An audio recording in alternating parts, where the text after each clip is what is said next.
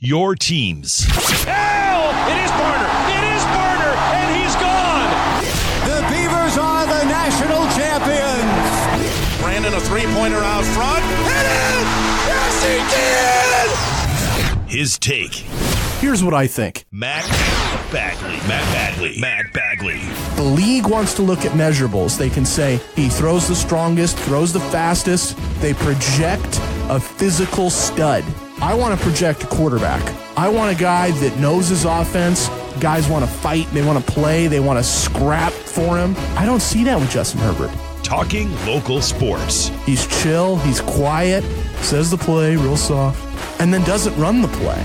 Like, he'll throw to his first option. He'll find Dylan Mitchell. Well, now Dylan Mitchell's in the NFL, so good luck. Where are you going to throw the ball, Justin? I think we need to see him take that mental leap. All the physical stuff is there. Mentally, emotionally, not my number one overall pick. Southern Oregon Sports Talk with Matt Bagley. Presented by Medford BMW on 96.1 580 The Game. Hey everybody, welcome to Southern Oregon Sports Talk. My name is Matt Bagley. I'm on the air till 4:30. That's because I got Monday Night Football. That's because we have a short show. I'm going to make the most of it. Joey Mack, voice of the Ducks. He's the host of Duck Insider. He reports on the sidelines during football games. He does a whole lot more for Oregon athletics. He joins me at 4:15. In the meantime, I want to talk NFL. I want to talk college football, and I want to look at that Ducks game because the big takeaway to me, it's not that the Oregon offense can only score 17 points. It's not that Marcus Arroyo needs to go or that Justin Herbert isn't a number one overall pick. I'm not ready to say that yet.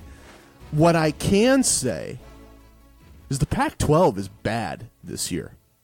I don't think anyone who wins this conference can go further than this conference. I think you lose in the Rose Bowl, you lose in the Alamo Bowl, and you lose in the Holiday Bowl, and you probably lose if you even get in the playoff. You get drilled in the playoff. Think about this. The Ducks only score 17 against a Cal team demoralized. They just lost last week. They had their hopes dashed. They lost their quarterback. They got a young coach. They're still figuring things out. They go on the road to Eugene, and they held the Ducks to 17 points. That's bad. And then look at the rest of the conference. Who are the Ducks supposed to contend with for a Pac-12 title? Utah is in the doldrums because they lost to USC a month ago. USC's down in the dumps because they got blown out by Washington, and then Washington has 2 losses. Washington is 5th in the division standings right now because they just lost to a terrible Stanford team. That's the Pac-12 right now. That's your conference. Yes, you can say, oh yeah, Cal beat Ole Miss. Yes, you can say, oh, look at the record of the Pac-12 versus everybody else. Stanford beat Northwestern in the first week of the year. Does that matter? Look at how good these teams are. Look at how deep these teams are. Auburn is a top 15 team. Florida had to play them. LSU is a top 5 team. Alabama has to play them. Look at the Pac-12. The Ducks get to play a Washington team that is losing games. They get to play a UCLA team that just got smoked by the Beavers. I mean, think about this. Beaver fans are stunned after that game. Beaver fans are in delirium after that game. They can't believe the Beavers did what they did. That'll tell you everything you need to know about UCLA and the Pac-12 conference right now. Even bad teams are beating up on others because everybody's bad in the Pac-12. The whole conference is bad. And I think the end result of this is even if the Ducks win out, they beat Washington, they beat Wazoo, they beat USC, and they beat whoever else comes out of the South, Utah, USC, Arizona State, in the Pac-12 title game, the voters are going to say thanks but no thanks. There's no way the Ducks make it to the playoff because the resume is watered down with all these lousy Pac-12 teams.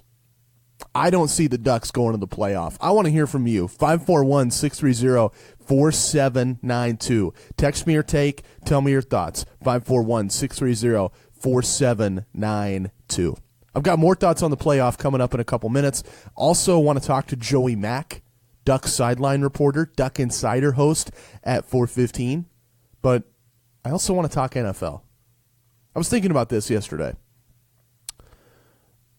It's so easy for us to say that it's a quarterback-driven league. 2019, look at what the Patriots have. They have Tom Brady.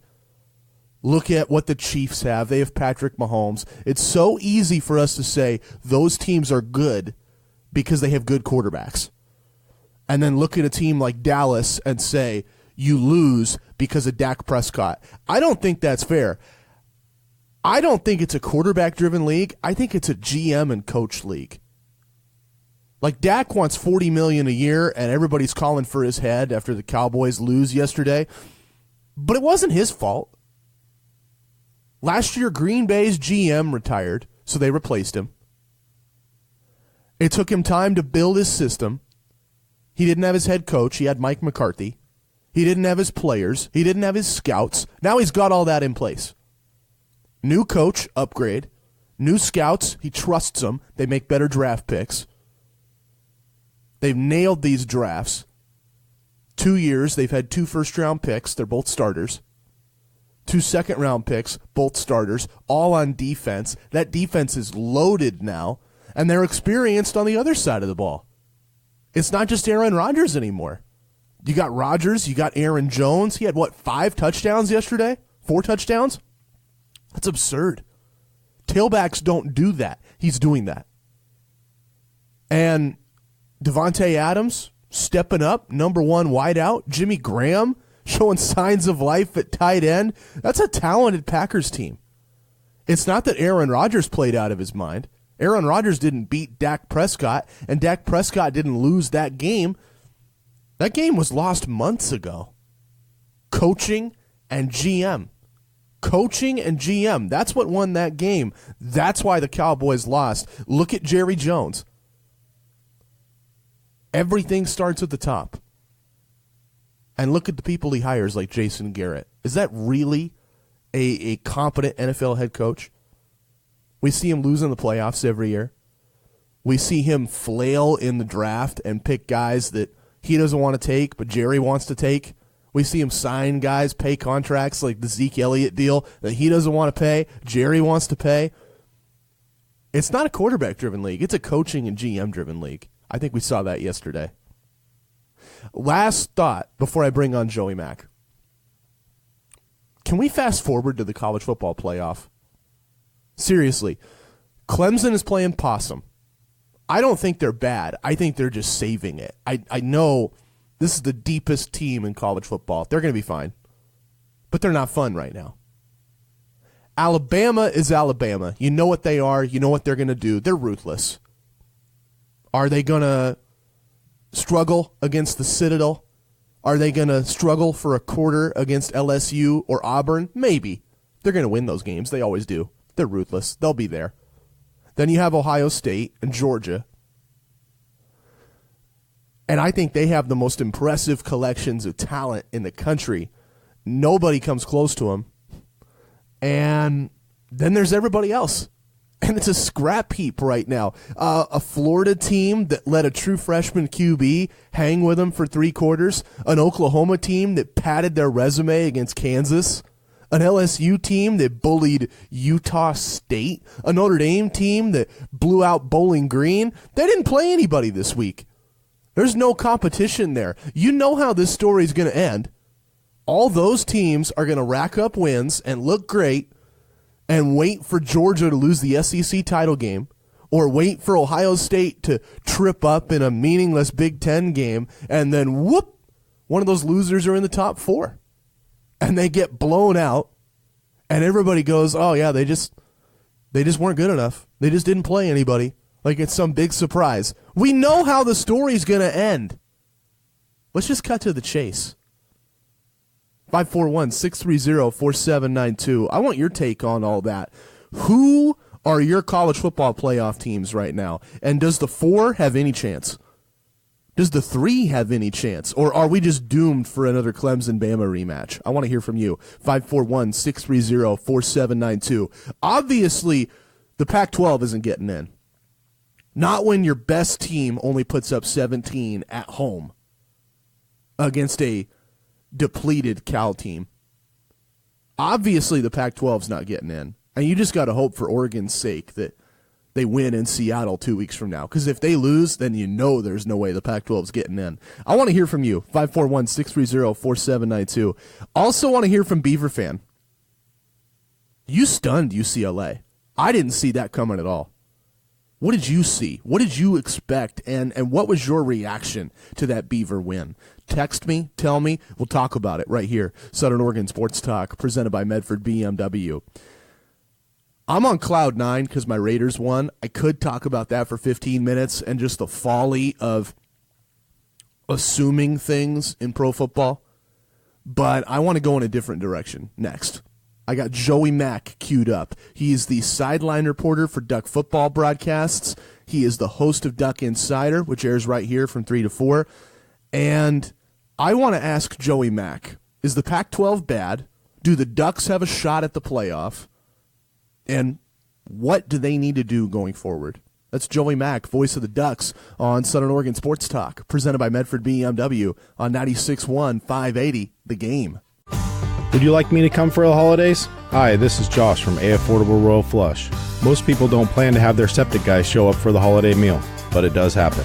Your septic system could be working just fine today, but with extra bathing, flushing, washing due to the guests in the house, plus the additional groundwater from seasonal rains, the perfect storm can be created, causing your septic system to be forced over the edge. This, unfortunately, is when I get my invitation. Septic systems should be pumped every 3 to 5 years before company comes for the holidays. We hope your holiday gatherings are memorable and not because we came to visit. You can trust the professionals at A Affordable Royal Flush for all your septic system maintenance, repair, and installation.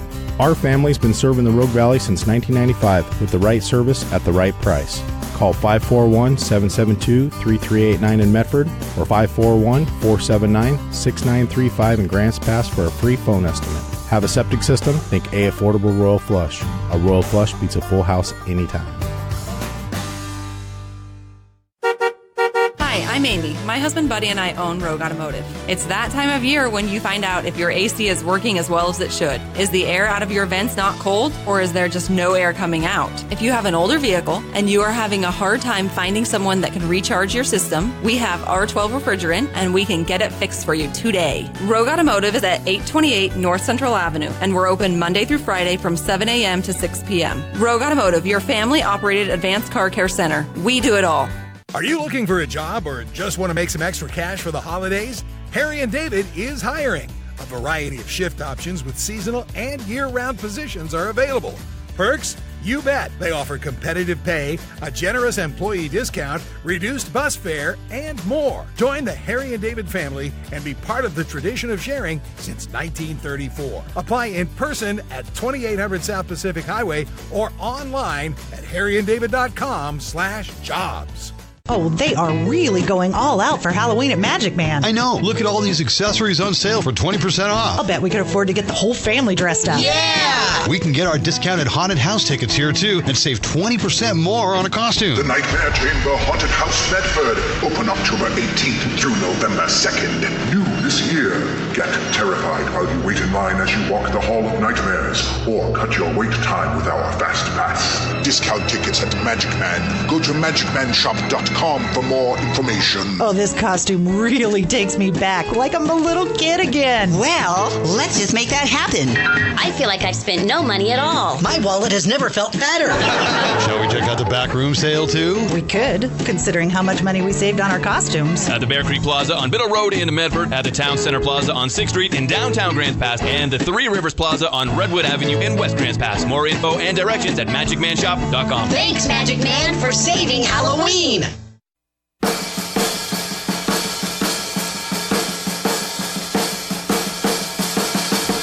Southern Oregon Sports Talk with Matt Bagley.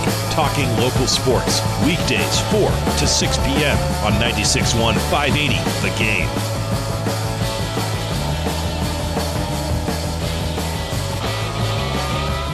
Hey everybody, welcome back to Southern Oregon Sports Talk, presented by Medford BMW here on 96.1 580 The Game. It's a Monday night. That means Monday Night Football. That means short show, so I'm going to make the most of it. Joey Mack, voice of the Ducks, with me on the phone line right now. He reports on the sidelines during Duck football games, also plays an integral part in their pregame and postgame coverage.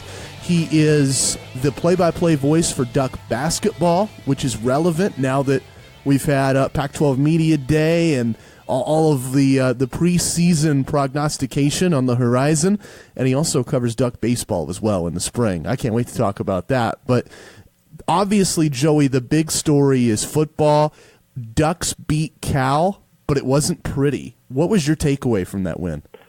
Well, I think that a win's a win, first of all. You know, I heard from a lot of people that were like, man, this is just ugly, it's intense, like, I don't know what's going on. And, you know, I hear that. Like, I get that Oregon used to blow teams out by a bunch, and that was kind of the way it was. But here's my takeaway. That's an Oregon football team that, despite 3, maybe 4, you could argue, really costly mistakes, 2 fumbles and interception, those are 2 or 3 really bad mistakes, and Oregon still was able to win that game. I mean, if you're that low in the turnover margin, it's rare that you win a football game. And so I thought that was one thing, is that the defense is, good enough to keep them in any game. And to me, that's a positive. Now, would the offense like to operate a little bit better? No doubt. And frankly, if C.J. Verdell doesn't get dinged up, and if Johnny Johnson doesn't have the unsportsmanlike conduct penalty that eventually led to the Justin Herbert interception, the run game was really churning well early in that contest. I thought that gaining 198 yards was a pretty positive sign for Oregon's run game, and I think there are some good things to glean from it. Was it pretty? Not necessarily, but I get the feeling that pretty in an Oregon fan's eye is like the Miss USA, whereas pretty in a lot of football programs' eyes, they're going to be just fine with the Miss State of your choice, or even the Miss County or the Miss City, if you know what I mean. I think that the standards are pretty high, and they should be. But Oregon was able to win a game where they did not look good in the turnover margin and still came out on top. I love that analogy because I think there is some nitpicking in the Pac-12 of you have a school like, say, Oregon State stuns UCLA on Saturday night, and even Beaver fans are rolling their eyes back like they can't believe what they just saw. Duck fans, they'd be picking that apart like, you gave up how many points to UCLA, and, you know, sort of snarling a little bit. When did you think that started, Joey? Have Duck fans always been like this? Well, I think that any fan base that sees a rise to prominence and a consistent, I guess, effort in competing for a conference championship and even a national championship, I think that's a totally normal reaction to be like, no, that is the standard. And look, as much as I can say, hey, a win's a win, but if fans want more than that, it's still a win. I mean, look, at the end of the day, isn't that what you want your fans to be thinking? Is you want Oregon to be perfect. You want Oregon to be competing on that national stage. I mean, we all do. You know, Rob Mullins, the Oregon athletic director, wants that. The coaches certainly want that. The players, no doubt, want that. I just think that sometimes you can get lost in the wanting to do it with sort of a more sexy approach, where in reality I think Cal's defense is really good, very legit, and Oregon was able to win ugly. And it wasn't even that ugly, in my opinion. A couple fumbles and an interception. It's not like Oregon wasn't able to move the ball. In fact, the Ducks moved the ball pretty well against one of the best teams, I think, in the country, or one of the best defenses, I think, in the country. Right. So, you know, I think it can be a little bit of 6-1, half dozen of the other. Talking with Joey Mack. He's the host of Duck Insider every day on this station. That airs at 3. He's also the sideline reporter for Duck hats. He's about as busy as I am, just completely swamped at Learfield IMG running Ducks radio. Joey, one more thing on that Cal game, and then I think back to when you used to interview offensive line coach Mario Cristobal before he got the head gig, and I think I texted you one week that year, and I said, this guy sounds like a head coach. And you were right there with me, like, yeah, he sounds really smart, and he's going to get a head coaching job someday. I kind of get the same sense with Andy Avalos. Just you see the performance. I think you see a head coach in the future. How long do you think he works in Eugene? Well, I think that's an interesting question. I mean, just with how the Duck defense is performing, I mean, there's no doubt that there's going to be a lot of coaches on Oregon staff, in my opinion, that are going to get a look from other programs. And I think Coach Cristobal, Rob Mullins, everybody would tell you around here that if you don't have other programs coming in wanting to hire your coaches away, then you're probably not having the level of success that you want. And how long Coach Avalos is going to be here, I don't know. I think that he certainly has that vibe to him, doesn't he? Just a guy who is young, upcoming, seems to have this defense operating extremely well. And look, I mean, he did inherit a good situation, right? A lot of veterans in the right places, a good recruiting class coming in. You know, I think that there's something to be said for inheriting a really good defense, but man, have they been on a historic streak. Right. First time since 1960 that the Ducks have allowed single digits in 4 straight games. I mean, that's incredible. And really, the touchdown that Cal scored, I thought 2 well-defended passes on that drive, including the one for the touchdown, that were just heaves, and the Cal receivers made great plays on them. I mean, I thought Oregon's defense played really, really solid, and Coach Avalos deserves a lot of credit. I really like his defense. I really like the way he goes about his business, and I do think that there's going to be a lot of programs around the country that are going to be asking about him. So it's going to be interesting to see what happens with that. I mean, Coach Cristobal certainly targeted him as the defensive coordinator for a reason, and I think we're all seeing why. Chatting with Joey Mack. I lied when I said that was the last thing on the Cal game I wanted to ask you about. I just realized I haven't asked you about the best part of that broadcast Saturday night. Did you hear Jerry reference Grants Pass in the Southwest Conference? Oh, I did, and he does not like our Geico read where it's so easy a caveman could do it, and he just really gets him. And I made sure this week on that live read that we put together for him, I made sure that caveman was in bold and italics, just so that he really knew what we were getting at. Yeah, I got a kick out of that. It's going to hurt him every time he reads it, and I love it. I love it. Hey, I love seeing the local high schools and the kids here that work so hard, see them get love and praise from one of the best in the business. Friday, you guys are going head-to-head with a bunch of local high schools. How do you feel about that? I'm not a fan of it. Look, I mean, there's a lot of people around the state of Oregon and around the state of Colorado that are not going to be able to attend or watch or listen to this game because they're going to be either playing in a high school football game, coaching a high school football game, or attending a high school football game. I understand the TV agreement, and, I think that makes a lot of sense. There is a lot of money involved. Let's be honest about that. But I don't like it. I'm not a fan of it. I just think it's unfortunate for college football, and it's unfortunate for high school football when you're competing with each other. I'm not a fan of it, but it just kind of is what it is. And fans are still going to come out to Autzen Stadium on Friday. So, yeah, I'm not a huge fan of it, though. I wish that I could be paying attention to high school football more on Friday night. All right. Joey Mack, he reports on the sidelines during Duck football games. He'll be on the sideline Friday night if you're not one of the many we just listed and you get a chance to watch or listen to that game.